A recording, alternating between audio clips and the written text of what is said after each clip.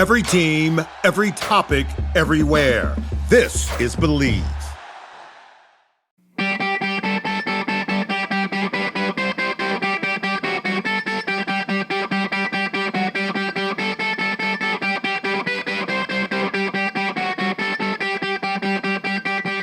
What's up, everybody? We got a short shifts for the ages.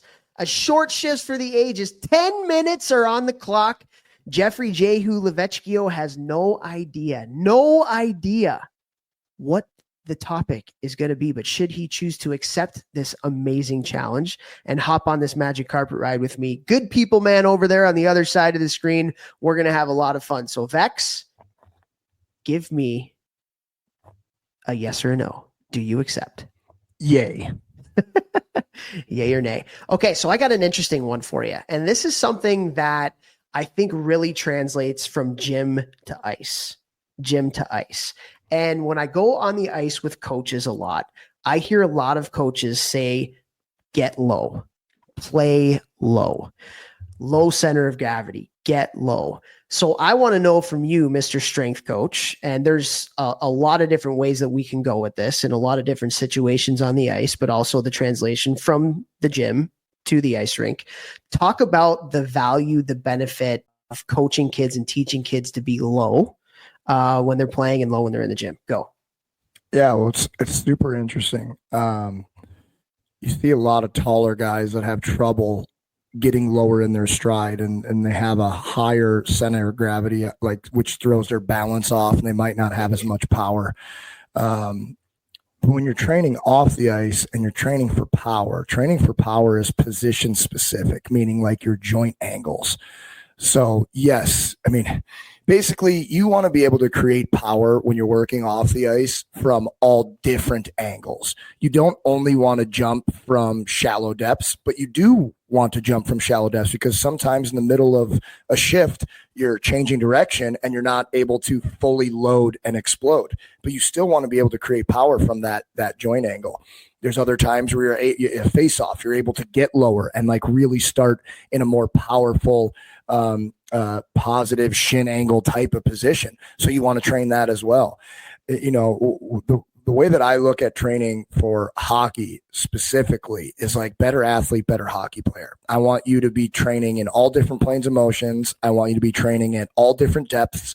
You know, I want you to be comfortable in all of that. And on the ice, you can't be standing super tall because you can't create power from there, right? But you want to be able to create power from all different depths. So it's something where playing multiple sports, like think about like if you're playing volleyball or basketball, you're going to jump up to block a spike very quickly sometimes, and you're not going to be able to load really deep down, but you're still going to have to get up and block that spike. Basketball, you might have to jump up and block a guy who's running in for a layup or a dunk. You might be dunking and you're going to have more time and get deeper down and dunk over somebody, you know, things like that. So like just training as many different positions you can for power is really important, and athleticism. But on the ice, when you're skating, you want to get comfortable being low. We were actually talking about this in the gym with my NHL and AHL guys yesterday, and how we all think at the beginning of the summer it's super beneficial. And Peter Stastny, Hall of Famer, is one of my coaches growing up for a little bit, Paul's dad. You know, he would talk about and have us do sometimes like 2-minute laps around the rink, staying as low as you can. And it's not full speed, but it's just like long, elongated strides, but you are not allowed to come up. You have to stay low. And I think at the, beginning, middle of the off season, if you're getting on the ice, that's like a pretty good thing to do. You're also building up, your gas tank and kind of GPP stuff to be able to then translate that into more sprinting, from like a glide to a sprint to a glide to a sprint, like you're going to do in a shift in a game.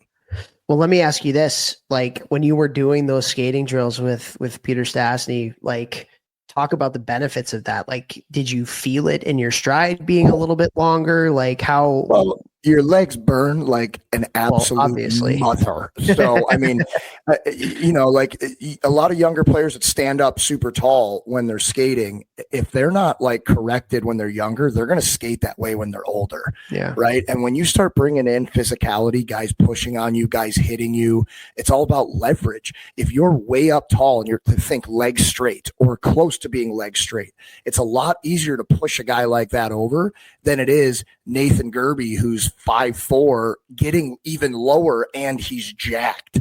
All right. That lower center of gravity is really hard to knock off your skates. So, just like an easy thing to picture there is a thing that would topple over that's top heavy, or somebody who's, strong and able to get low. I think it's just really important to make sure that you're focusing on athleticism off the ice, but on the ice, especially with the younger ages, make sure they're low and loading each stride. They're not just moving their feet to move their feet. They're actually pushing all the way through their stride and loading. Yeah. I think, first of all, I can empathize with the Nathan Gerby 5'4" thing, like that low center of gravity. I had so much confidence in the corners because of that. Like so much confidence in the corners that I was going to win battles and be able to get out from tight spaces, because it takes me a lot less time to stop on a dime and move because of my lower center of gravity. Yeah.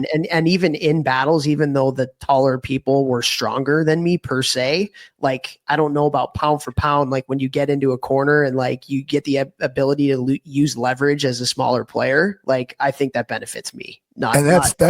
But that's the difference between like weight room strength and like applicable hockey strength. And right. We had John Lounsbury, who we had on the podcast recently. He was here in St. Louis working with a couple of my pro guys a few weeks ago. He's coming again tomorrow, I believe. And then that sparked, we were talking about leverage on the ice and what to do with your arms and how to hold your stick while you're skating through the neutral zone. And it's not what people think. And, if you watch Sidney Crosby when he skates through the neutral zone, he's not doing what you think he'd be doing. And part of that is he's always ready for a type of battle or pressure, which is super interesting. Yeah. But that whole leverage piece, man, it is everything. And if you're training in a way off the ice, like you got an unbelievable deadlift and an unbelievable back squat, like an unbelievable barbell bench press, like those things don't really translate to being stronger on the ice past a certain point because of what Toph just said. And I was talking with Trent Frederick. Right. And I was talking with Trent Frederick, one of my NHL guys, and saying, Patrick Kane's not like super, super jacked off the ice. But how many times have you seen Patrick Kane get knocked over in an NHL game? How many times have you seen Patrick Kane lose body positioning when he has the puck, when somebody's hitting him? Doesn't matter if it's the biggest, strongest guy in the NHL or not. And it's because he's very strong on his edges and on his skates, and he understands leverage and gravity, and all of these things are really, really important. Hockey is not like other sports. Playing on that thin steel blade and how we move and the angles that we have to move at biomechanically. So it's like, make sure you're focusing on the right things off the ice to translate more onto the ice. Yeah. And when it's on the ice, I feel like there's two things that are important to talk about, and you already kind of have, but I want to add a little bit to that. And that's skating and battles. I think those are like the two biggest areas where playing low can be of a real benefit to you. So skating, you talked about like the skating stride. The lower you are, the more length in your stride you can get. But I think the biggest thing that needs to be talked about when it comes to the stride is when we say get low, we have to tell players where to get low.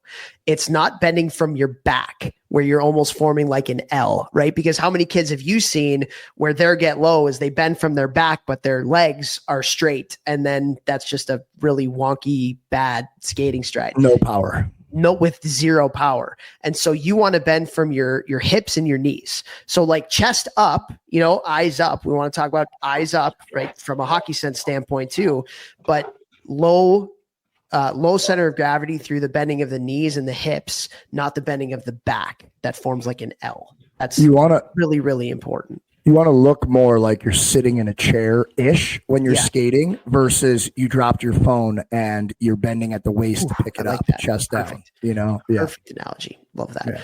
Yeah. And then the second thing is battles. Just think about it. And I talk to kids when I'm on the ice with this. In battles, it's a great kind of like way to show this. But just have a kid stand up straight and push that kid.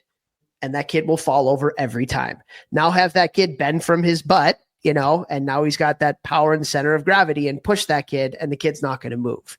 And it's the same in battles, right? So like you get into the corner, if you're up tight, upright, you have no leverage. And that's where me as a smaller player, I'll eat your lunch every single day of the week as a 6'5" player, especially UVEX. If you're standing up straight and I get that lower center of gravity. But if you're down low, you're bending, like now it's a lot harder to move you. It's a lot hard because you have power in your legs to be immovable. So I think like skating stride and battles, those are the two biggest areas of the game where you can really benefit from playing low. And this is why I tell everyone with young players, put them in some wrestling and jiu-jitsu classes, because leverage is everything. And the more that they understand leverage, the better off they will be in battles, because they will understand where their body positioning needs to be. And the last thing I'll say about this stuff too, it's also like learning how to play with guys on your hip. Like battling and staying balanced on your skates and stuff like that. It's where are you rotating your body to have them coming to try and attack? You don't want them to attack in a disadvantageous position for you, both for where they could get the puck and where they could knock you over. So like learn about leverage, wrestle your friends. You don't even got to take wrestling class. Just get in the basement, wrestle your friends, learn that stuff, feel what it feels like to toss somebody, to get tossed around, and then think about, okay, like what could I have done differently there so he couldn't have tossed me? That stuff will apply on the ice. Love that, man. Love that. All right, there we go. Play low. Time's up. And share the show.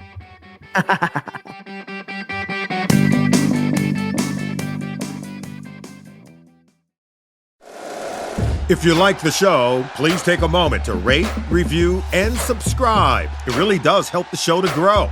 Thank you for listening.